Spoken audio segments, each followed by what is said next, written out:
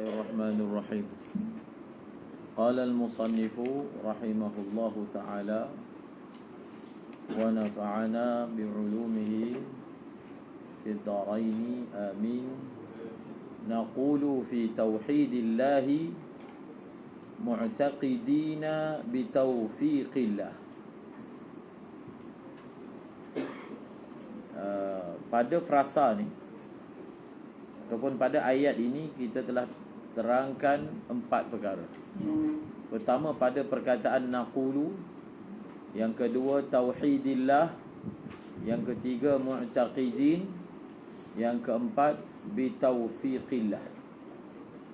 Yang terakhir iaitu syarahannya pada perkataan bitaufiqillah, memberi isyarat bahawasanya semua perkara itu berlaku dengan masyiah, dengan kehendak, dengan ciptaan daripada Allah Subhanahu wa taala, sekaligus menolak dan menyanggah Al-Mu'tazilah yang mengatakan bahawasanya hamba itu mencipta perbuatannya sendiri. Dalam permasalahan yang dipanggil af'alul ibad. Dipanggil apa tajuk masalah tu dalam tauhid? Iaitu mas'alatu af'alil ibad, perbuatan-perbuatan hamba. Maka Mu'tazilah mengatakan bahawasanya hamba ini dia cipta perbuatan dia. Dia mencipta perbuatan dia.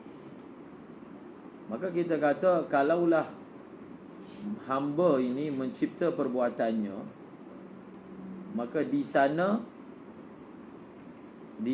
ada khaliq selain daripada Allah. Khaliq Allah, setiap manusia ni adalah khaliq juga. Berdasarkan akidah Mu'tazilah ni, setiap manusia ni perbuatan dia yang buat. Perbuatan dia yang buat. Maka maknanya apa? Maknanya selain daripada Allah juga ada khaliq. Sedangkan khaliq itu hanya satu, iaitu Allah Subhanahu wa taala. Antara dalil yang kita hujahkan tentang masalah ini iaitu ayat yang masyhur, wallahu khalaqakum wama ta'malun. Dialah Allah yang telah mencipta zat kamu dan mencipta ma ta'malun, apa yang kamu buat. Jadi ma ini adalah sirah umum. Sama ada apa yang kamu buat itu khair, benda baik, ataupun apa yang kamu buat itu syar, benda buruk. Wallahu khalaqakum wa ma ta'malun. Dia yang mencipta, dialah yang mencipta segala-galanya.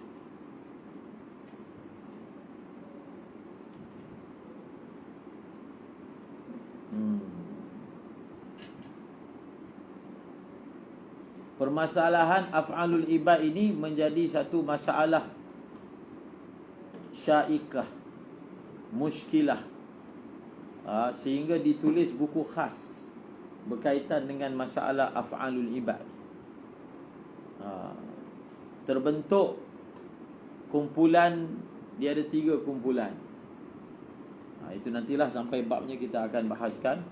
Tapi notakan bahawasanya apakah akidah kita tentang af'alul ibad? Adakah seperti Jabariyah? Jabariyah ini terkenal dengan akidah dipanggil salbul ikhtiyar. Salbul ikhtiyar, iaitu manusia ini langsung tak ada ikhtiar. Dia seperti papet yang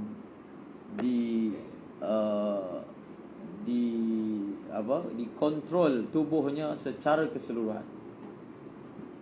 Ataupun Mu'tazilah yang mengatakan bahawa saja manusia itu dialah yang cipta perbuatan.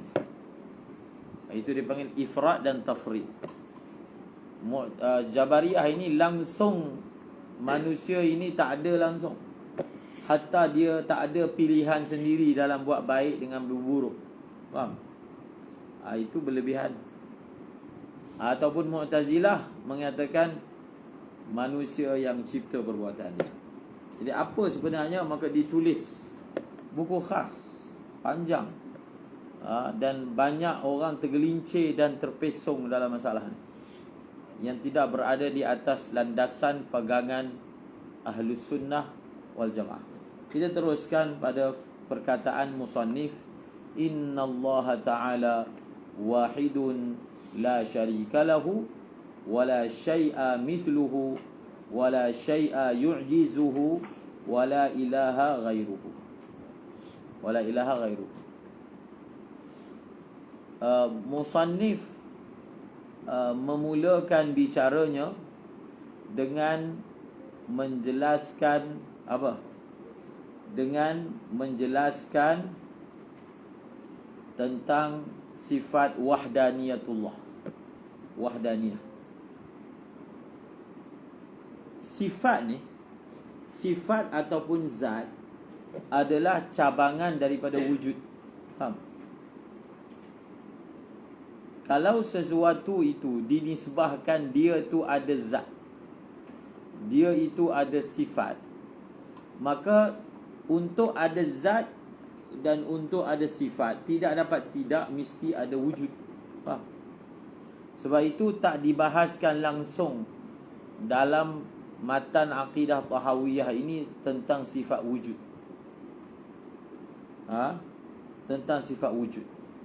Bahkan di dalam Al-Quran pun tidak dibahaskan tentang wujudnya Tuhan.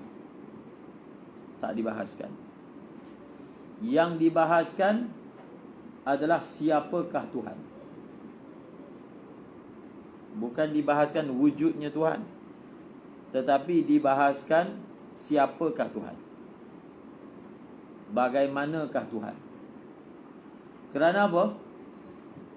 Kerana wujudus sani' ni secara umumnya adalah mahallul ittifaq bainal uqala. Dia adalah perkara yang merupakan kata sepakat di antara orang-orang yang berakal.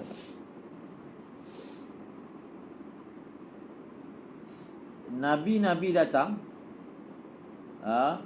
untuk membetulkan kiblat manusia daripada bertuhankan selain daripada Allah kepada bertuhankan Allah. Maksudnya semua kaum yang Nabi datang ni semua setuju adanya Tuhan.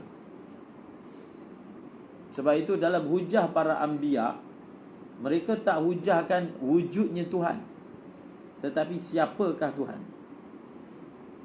Kita boleh sorot sejarah daripada awal sampai zaman Rasulullah, semuanya mengajak kepada la ilaha illallah. Maksudnya apa? Maksudnya kaum mereka beriktikad Tuhan tu banyak. Bila orang beriktikad Tuhan ni banyak, secara ijmalinya, secara asasnya dia beriktikad Tuhan tu ada lah. Faham? Tuhan tu ada, cuma dia salah dalam mengenal Tuhan. Yang bukan Tuhan dia ambil jadi Tuhan. Yang memang Tuhan, dia salah faham tentang Tuhan tu. Contohnya orang musyrikin. Orang musyrikin dia buat dua perkara: mengambil selain daripada Allah sebagai Tuhan, dan mempunyai iktikad dan akidah yang salah tentang siapakah Allah.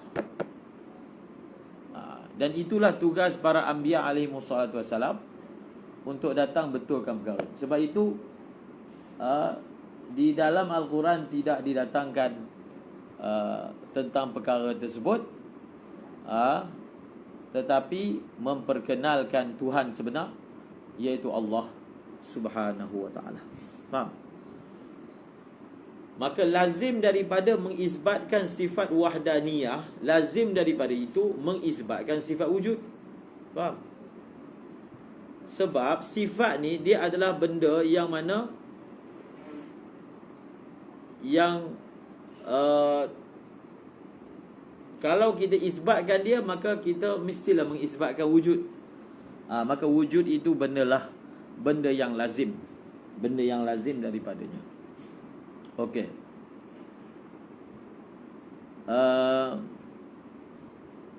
Di dalam pengajian sifat 20, di dalam pengajian sifat 20, kita mempelajari sifat yang pertama, iaitu sifat wujud. Kita mempelajari sifat yang pertama, iaitu sifat wujud. Sebelum kita membahaskan tentang sifat ni, sifat 20 yang kamu pelajari tu,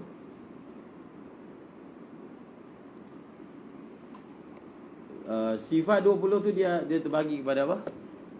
Terbagi kepada 4. Dipanggil sifat nafsiyah, sifat salbiyah, sifat ma'nawi, dan sifat ma'ani. Sifat ma'ani.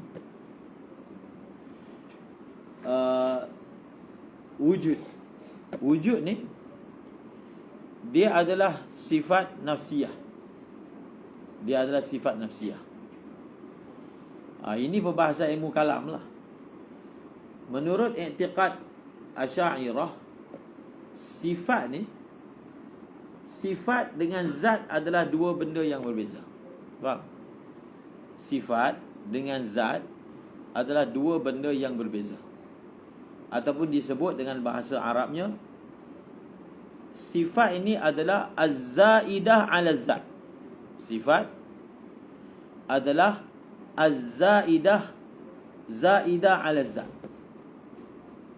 Sifat yang mana dia adalah selain daripada zat. Itu maksud zaidah. Dia selain daripada zat. Zat benda lain, sifat benda lain. Ini i'tiqad Ahlus Sunnah wal Jamaah. Adapun Mu'tazilah mengatakan bahawasanya Allah Ta'ala melihat, Allah Ta'ala berkuasa. Allah Ta'ala apa? Allah Ta'ala berkuasa dengan zatnya. Faham? Allah Ta'ala berkehendak dengan zatnya. Itu kamu dah belajar dalam kitab Kifayatul Awam. Jadi kita belajar dulu perkara yang asas, iaitu sifat wujudiyah. Apa maksud sifat wujudiyah? Apa maksud sifat wujud itu dipanggil sifat nafsiyah? Kenapa? Wujud itu dipanggil sifat nafsiyah kerana apa? Itu ta'rif sifat nafsiyah. Wahiya sifatu allati la yatahaqqaqu wujudu zati illa biha. Wahiya as-sifatu allati la yatahaqqaqu wujudu zati illa biha. Dia adalah merupakan sifat yang tidaklah akan berlakunya adanya zat melainkan dia dengannya. Maknanya zat nak ada, kena ada sifat ni, iaitu sifat wujudiyah dipanggil, ataupun sifat nafsiyah. Wahiya la yatahaqqaqu wujudu zati illa biha. Wujudu zati illa biha.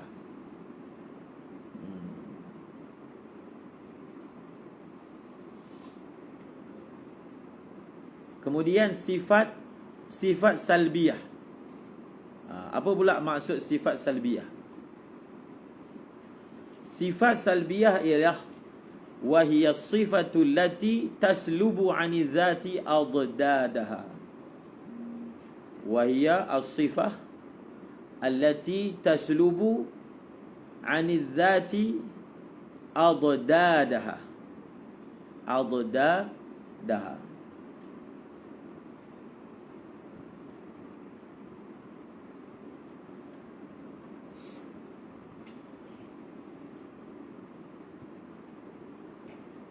Khalas. Ini sebagai ijmal. Sifat nafsiyah, sifat salbiyah. Jadi sifat salbiyah, sifat apa tadi, salbiyah ini dia juga dipanggil apa? Sifat adamiyah. Apa dia? Sifat salbiyah ini juga dipanggil sifat adamiyah. Adamiyah. Sifat ma'ani dia dipanggil sifat thubutiyah. Thubutiyah. Sifat salbiyah ini adamiyah. Sifat ma'ani, sifat subutiyah. Subutiyah. Yang ni perbahasan dalam ilmu kalam secara ijmalinya. Allahu Akbar. Maka kita kembali balik kepada matan. Innallaha ta'ala wahidun. Sesungguhnya Allah Ta'ala itu wahid. Allah Ta'ala itu wahid. La syarika lahu. Jadi innallaha ta'ala wahidun ni sebenarnya sudah memadai. Tidak perlu ditambah la syarikalah. Tidak perlu ditambah la syarikalah. Bila sesuatu itu wahid, dia tidak ada sekutu. Tetapi ditambah lagi perkataan la syarikalah ini, kalau dalam nahwu dipanggil sifatun kasyifah. Faham? Sifatun kasyifah. Untuk menyingkapkan lagi kefahaman. Sebenarnya innallaha ta'ala wahidun sudah menunjukkan kepada la syarikalah. Tetapi ditambah la syarikalah dipanggil apa? Sifatun kasyifah. Sifat kasyifah maksudnya nak mentafsirkan lagi perkara yang telah ditafsirkan, yang telah jelas sebelum tu. Kerana dalam perkara akidah, ulama tidak berpada dalam menerangkan akidah ini dengan isyarat sahaja, tetapi menerangkan dengan jumlah ataupun dengan ayat yang sharih.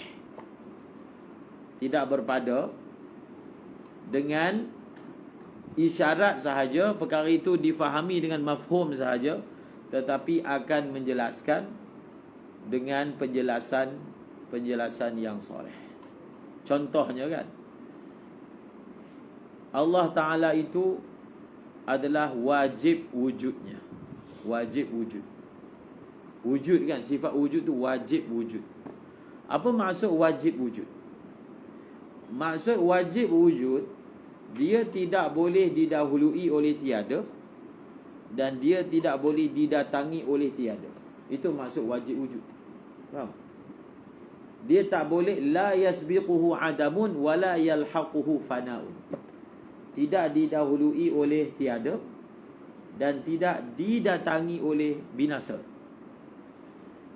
Perkara itu sudah jelas pada perkataan bahawasanya wujudnya Allah itu wajib, yang kita pelajari daripada sifat yang pertama. Tetapi setelah itu diterangkan juga wujud, qidam, baqa. Faham? Sebenarnya dalam perkataan wajib wujud tu dah ada makna qidam. Dalam perkataan wajib wujud dah ada makna baqa. Dah ada. Bila dia wajib wujud, dia qidam. Bila dia wajib wujud, dia baqa. Tetapi diterangkan lagi. Itu yang dijelaskan dalam kitab Tuhfatul Muri Imam Baijuri, bahawasanya dalam perkara akidah ini tidak berpada dengan isyarat ataupun tidak berpada dengan makna mutadammun. Diterangkan juga dengan lafaz yang sharih. Lafaz yang sharih, iaitu dia qidam dan juga dia adalah zat yang baqa. Jadi firman Allah Subhanahu wa taala, "Wa ma arsalna min qablika min rasulin illa nuhi ilaihi annahu la ilaha illa ana fa'budun. Wa ma arsalna min qablika min rasulin illa nuhi ilaihi annahu la ilaha illa ana fa'budun." Inilah seruan tauhid yang semua nabi bersepakat, sama sahaja menyeru ke arahnya, iaitu la ilaha illallah, la ilaha illa ana fa'budni, iaitu hendaklah kamu fa'buduni, hendaklah kamu menyembah dan mempertuhankan aku. Okey. Apakah ta'rif sifat wahdaniyah? Sifat wahdaniyah ini, innallaha ta'ala wahidun la syarikalah. Sifat wahdaniyah ini dia adalah sifatun qadimatun salbiyatun.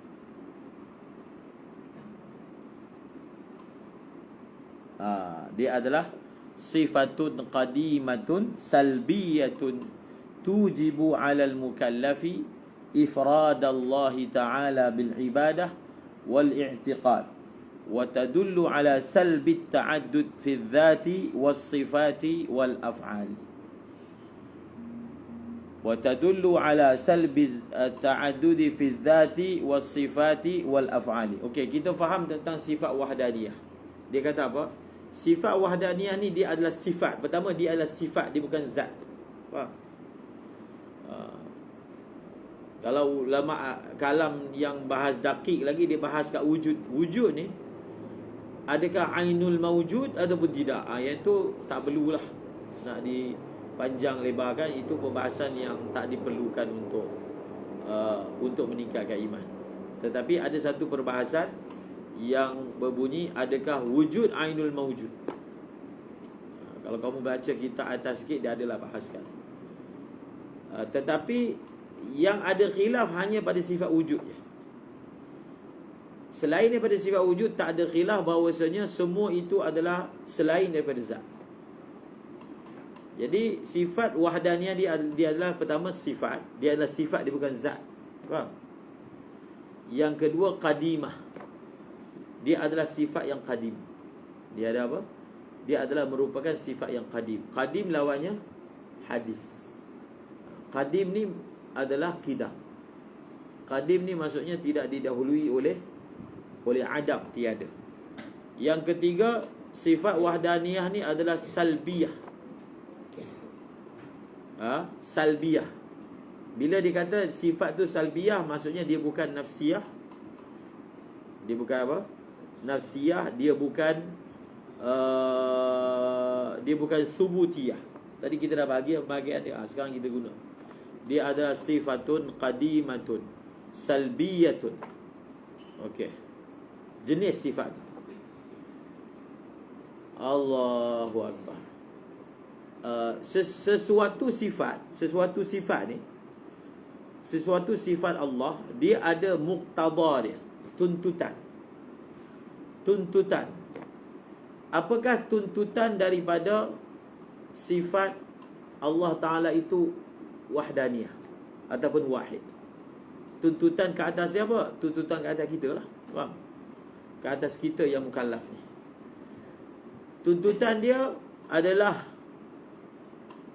di sini ditulis tujibu, sambungan tadi, sifatun qadimatun salbiyatun tujibu 'alal mukallafi ifradallahi ta'ala bil ibadati wal i'tiqad. Jadi setiap sifat, apa tuntutan dia? Tuntutan daripada kita ditaklifkan dengan sifat Allah Esa. Apa dia? Tujibu 'alal mukallaf ifradallahi ta'ala bil ibadati wal i'tiqad. Mewajibkan ke atas mukallaf, menunggalkan, mengesakan Allah dalam perkara pertama, perkara ibadah, maksudnya hanya ibadah kepada Allah. Yang kedua, hanya beriktikad kepada Allah Subhanahu wa ta'ala. Faham? Yang pertama tadi jenis sifat. Yang kedua, tuntutan daripada sifat. Yang ketiga, apa maksud, apa makna sifat? Apa makna dia? Apa madlul? Madlul. Pertama tadi apa? Jenis. Sifat wahdaniyah, jenis dia adalah sifat qadimah salbiyah. Faham? Tuntutan dia, apa kita kena buat? Madlul dia. Sebab itu setiap daripada sifat 20, bahkan semua nama-nama Allah, kita perlu mengetahui maksud daripada nama itu. Dan mengetahui maksud membawa kepada mengetahui perkara yang sepatutnya diiktikad pada Allah. Kalau satu orang tu dia tak tahu, dia tidak tahu makna bagi sifat-sifat tu, bagaimana dia nak iktikad? Faham? Maka apakah madlul daripada sifat wahdaniyah? Madlulnya adalah wa tadullu ala salbi ta'addudi fi dhati was sifati wal af'al. Wa tadullu ala salbi ta'addudi fi dzati was sifati wal af'al. Dia menunjukkan sifat tu, sifat wahdaniyah ni dia menunjukkan kepada apa? Membuang, menafikan berbilang-bilang pada zat Allah, pada sifatnya, pada perbuatannya. Seperti mana kamu belajar bahawa saja esanya Allah, pertama esanya pada zatnya, esanya pada sifatnya, dan esanya pada perbuatannya. Faham? Tidak ada zat. Apa maksud esa pada zatnya? Tidak ada zat yang serupa dengan zat Allah. Itu esa. Esanya pada sifatnya. Tidak ada zat yang sifatnya sama macam sifat Allah. Yang ketiga, esanya pada perbuatannya. Tidak ada zat yang serupa dengan Allah pada apa? Pada perbuatannya. Jadi dalam wahdaniyah ni kita mengesakan Allah pada zat, menafikan sekutu. Menafikan apa? Menafikan sekutu, menafikan serupa. Nafiyus syariki wal mathil. Faham? Menafikan ada yang bersekutu dengannya dan ada yang serupa dengannya. Laisa kamitslihi syai'un wa huwas samiul basir. Qul huwallahu ahad, Allahus samad, lam yalid wa lam yulad wa lam yakul lahu kufuwan ahad. Tidak ada sekufu dengannya, yang serupa dengannya. Tidak ada sekutu dengannya, tidak ada. Dia tunggal pada zatnya, pada sifatnya, dan juga pada perbuatannya. Okey? Faham? Di ayat Al-Quran berkaitan dengan sifat ini adalah kita ambil surah Qul huwallahu ahad. Itu ayat dia, dalil dia. Apakah dalil naqli? Apakah dalil naqli pada sifat wahdaniyatullah? Qul huwallahu ahad. Apakah dalil naqli pada sifat wahdaniyatullah? Wa ilahukum ilahun wahid. Faham? Apakah dalil bahawasanya dalil naqli, tapi dalil naqli yang menggunakan akli, yang menunjukkan bahawasanya Tuhan itu satu. Lau kana fihi ma alihatun illallah la fasadata. Faham? Ini dipanggil apa? Dalil naqli yang menyentuh akal, mengajak akal berfikir. Faham? Lau kana fihi ma alihatun illallah la fasadata. Kalau ayat Qul huwallahu ahad itu dipanggil dalil naqli yang isbatkan. Dia isbatkan Allah tu esa. Dia bukan hujahkan, dia isbatkan je. Ayat lau kana fihi ma alihatun dia hujahkan, menggunakan qadaya musallamah. Lau kana fihi ma alihatun illallah la fasadata. Seperti mana wahai manusia, kamu melihat di khalayak kamu, kalau dalam satu kerajaan ada dua pemimpin, dalam satu rumah ada dua ketua, dalam satu syarikat ada dua bos, tak boleh tak boleh apa? Benda tu tak boleh nak bangun, syarikat tu tak boleh nak bangun. Kalau itu yang kamu nampak pada perkara mengaturkan alam yang kecil ini, syarikat yang kecil, rumah yang kecil, keluarga yang kecil, maka sudah tentulah alam ini yang lebih besar tidak boleh berkata, tidak boleh berlaku seperti itu. Ini dipanggil menggunakan hujah musyahadah, la fasadata. Kalaulah ada Tuhan selain daripada Allah, maka bumi dan langit ini akan binasa. Dan kamu bagi tahu pada aku, bumi dan langit ini ada ke tak ada? Bumi dan langit ini tak ada. Ada. So bila bumi dan langit itu ada, menunjukkan tiada Tuhan selain Allah. Itu dia cara hujah dia. Dia punya lau dengan jawab dengan syarat dia, kalau ada, bumi dan langit akan binasa. Dan cuba bagi tahu aku, bumi dan langit ini binasa ke tak binasa? Tak binasa kan? So bila dia tak binasa, menunjukkan tiada Tuhan melainkan Allah. Kalau ada Tuhan melainkan Allah, dia akan binasa. Kalau dia tak binasa, maksudnya dia tak ada Tuhan melainkan Allah yang takbir alam. Itu hujah. Hujah mantik juga tu. digunakan, tapi ditambah dengan musyahadah, musallamah. Wallahu a'lam bissawab.